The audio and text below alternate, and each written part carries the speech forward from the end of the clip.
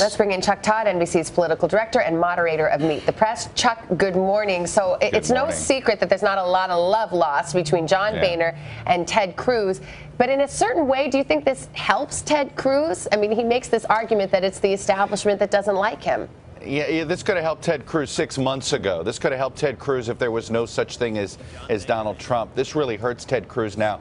It's emblematic of why the Stop Trump movement couldn't get people to rally around Ted Cruz. You know, there is 100%, nearly 100% conviction among Republicans that Donald Trump would not be a good Republican nominee. But there is not consensus that somehow Ted Cruz would be a better alternative. And what you hear John Boehner say is essentially what you hear behind the scenes here in Washington with a lot of Republicans. As much as they fear Trump, they think the alternative in Cruz is worse. This is why Cruz is stuck where he's at right now. So what you're saying, Chuck, is the prospects for a Republican or united Republican Party in this general election season are extremely dim. It's very dim. If the choices are Trump and Cruz, it's not going to be a party that's going to be able to unite with itself.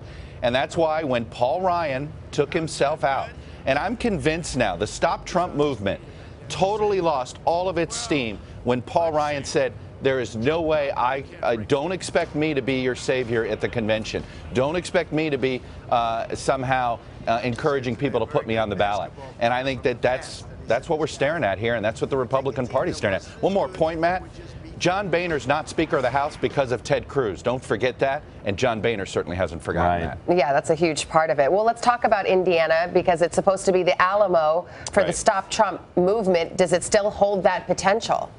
It really doesn't, because at this point, Trump can lose Indiana and still get to the magic number. It's a little harder, but here the good news for Trump is if he wins Indiana, wins it by a point. I think, what does Ted Cruz do from here? Where does he go from here? What's his rationale after this? Cruz has put it all on the line. He's thrown it all out there, right? Use every metaphor you want. Throwing all his chips in the table, trying this running mate gambit, tried the alliance with Kasich. If none of this works, where does he go?